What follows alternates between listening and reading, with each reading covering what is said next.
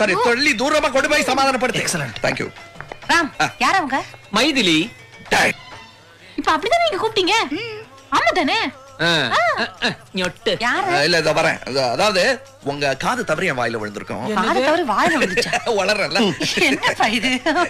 இல்ல அது என்னன்னா, நான் வந்து அவளை மைத்துனின்னு கூப்பிட வந்தது, காது தவறி உங்களுக்கு மைத்திலின்னு கேட்டிருக்குன்னு சொல்ல வரேன்னு நினைப்பீங்க. அது இல்ல, நான் அவளை மைத்துனின்னு கூப்பிட வந்தது, மைத்திலின்னு ஏன் வாய் தவறி வந்துருச்சு, அவ்வளவுதான். ஓகே, எனக்கு புரிஞ்சிருத்து.